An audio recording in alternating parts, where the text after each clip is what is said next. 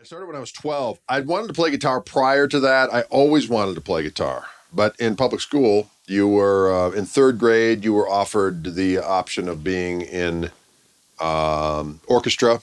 Guitar was not made available as an option, so I tried to play cello.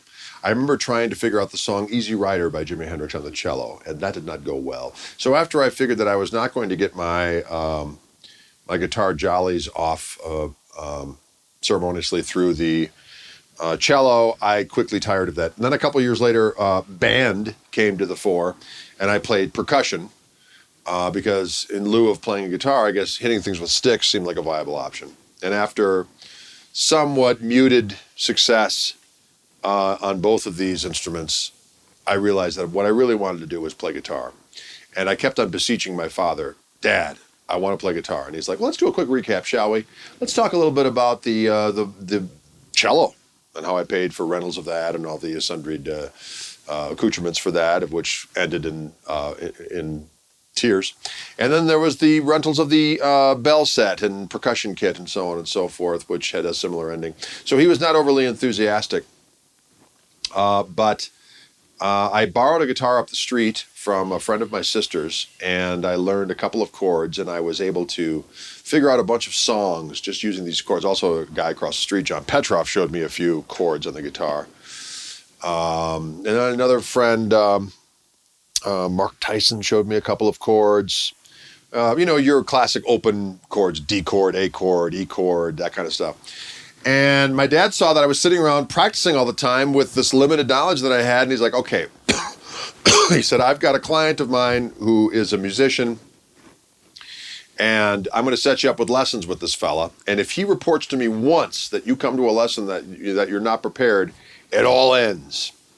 So I took lessons from this client of my dad's who played in the society band, Steve Swedish Orchestra, back in beautiful Milwaukee, Wisconsin. And he played a little bit of everything. He played a little guitar, mandolin, bass.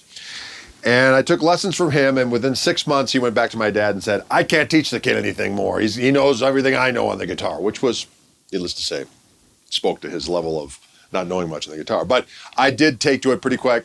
And from there on in, I saved up my money for my paper route to go and buy my first guitar, which was a Applause acoustic. You remember those fellas? They were a kind of the student line version of an Ovation.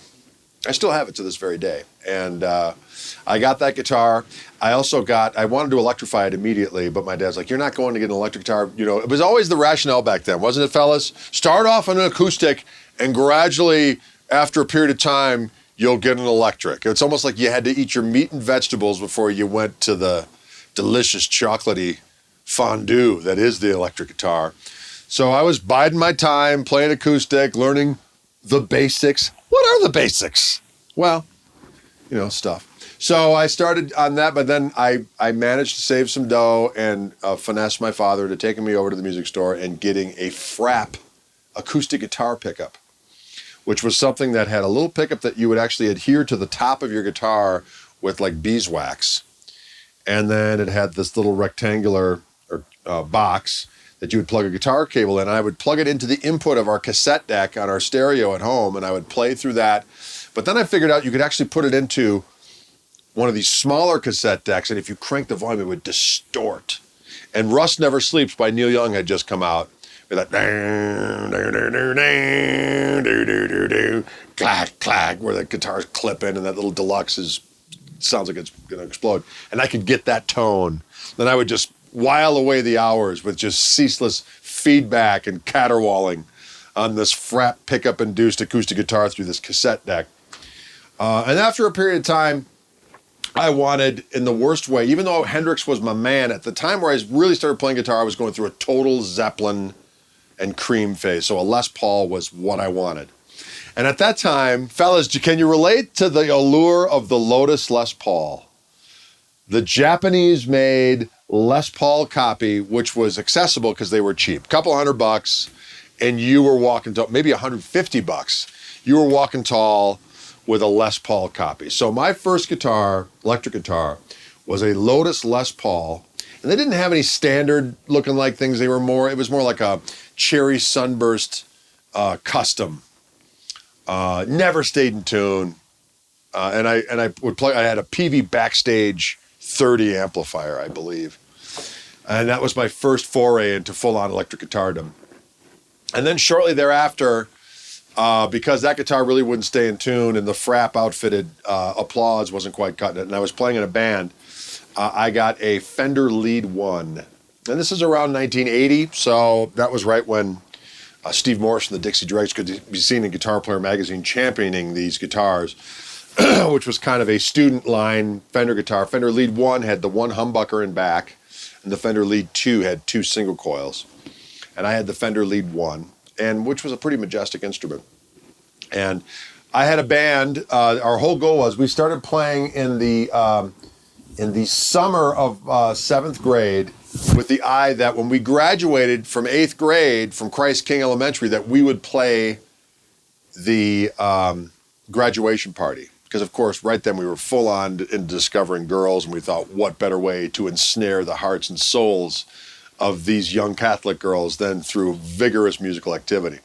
So I think 5 of us started out, and by the end, only 2 of us had accrued the skills to be able to perform this event. And we got a drummer from a different school to play this event, and we rocked like a demon. As I remember, our first tunes were Communication Breakdown, your Led Zeppelin. We did a version of Hey Hey, Get Off My Cloud, the Stones. We did Now You're Messing with the Son of a Bitch, Nazareth. Remember that? Now you're messing with her. And then I think we did a little James Gang. I think we did a little Walk Away. I think we did Fire by Jimi Hendrix. We did Hey Joe for sure. Yeah, I think that was about it. And then repeat, right? For your first gig, you just repeat. And we did instrumental versions of all these songs because none of us were going to sing those songs back then. So that was our first foray. And then shortly after that, I got involved with a band that was, they were seniors when I was a freshman. It was a band called The Dare. And they were playing all the time. So I was actually playing gigs right from the get. And I had this VT half stack, this Canadian-made half stack. I did buy a Fender Twin, but it was a silver-faced Twin with the master volume, and it never quite worked right. So I traded it for this half stack, this VT half stack thing. Sounded glorious, but it was loud as hell. And so their nickname for me was Mega Greg because I played loud, as you do. And that particular band played early Beatles stuff, Cheap Trick, The Cars, and The Babies. That was, because this is 1980, 81, so those are the tunes du jour. So, that kind of, quasi-punk, but not really, just kind of, pop rockish type stuff. But I always had my own bands off on the other side. This is the band I did for money-ish. And I had my own band, which I had the Stray Cat Blues Band, which we played some Muddy Waters, some Howlin' Wolf, some Blues Breakers stuff, and certainly a modicum of Hendrix.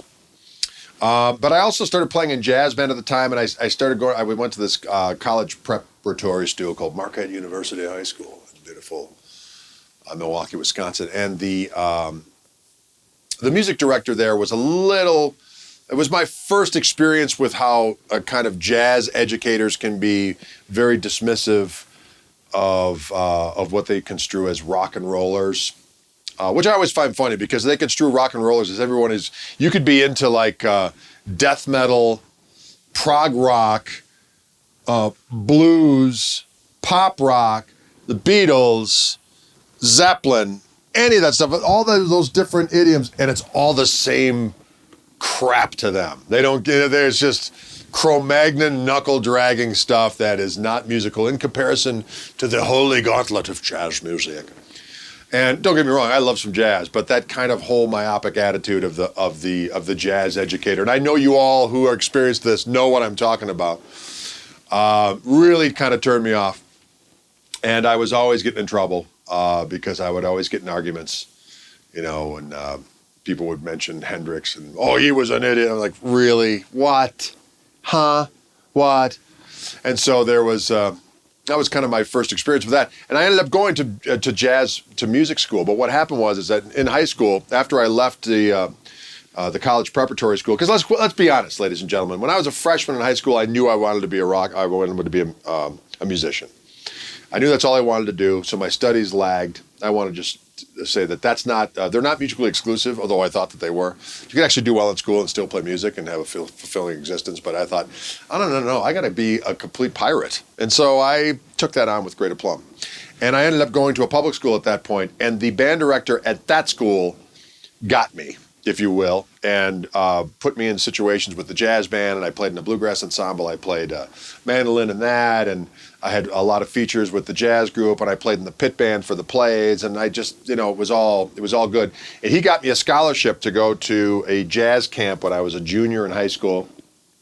And at that jazz camp, remember I brought my Telecaster, I forgot to say at some point in there, sophomore year in high school, I got my first guitar, which was a Telecaster. Well, I shouldn't say my first guitar, my first, shall we say, professional caliber instrument. Not that the Fender Lead one wasn't, but it's kind of a one-trick pony. This was my first kind of full-on professional caliber instrument. It was a 68 Telecaster. And I really wanted a Strat, but that was the guitar that was available to me, so a Telecaster kind of became my thing, not because I always wanted to play a Tele, but that was the guitar that was made available to me, and I made it work, and I discovered things about it that I like, which remained, which was instilled in my brain and maintains to this very day. But while I was at this jazz camp, summer of my junior year in high school, there was another guy there. We hit it off great. He was a guitar player, same age, and he had an ES-335, and we kind of swapped guitars for the week. So when he wanted to play my Tele, I'd let him, and he let me play his 335. By the same token, the guy that was the director of the guitar program for this jazz camp, he was a jazz guy, but his name was Mike Irish. He's a great guy. I still keep in contact with him. And he was a jazz guy, but was open-minded. So he said to me, hey, you do this blues stuff and this kind of, I started on the country stuff as well. And then I had played some jazz stuff, but, more of the kind of bluesy jazz stuff. And he said, boy, there's some guys that you might really like that do all the blues inflections, but have a little bit more of a jazz sense of harmony. And he told me about Larry Carlton, and he told me about Robin Ford. And he played some of their stuff on a little phonograph they had at this jazz camp. And I was like, well, that's for me. And so I got 335-itis, because both Robin and certainly Larry Carlton at the time was playing 335s. And I kept on playing my buddy's 335. So for the remainder of that summer, I worked in this factory. Another client of my dad owned this factory.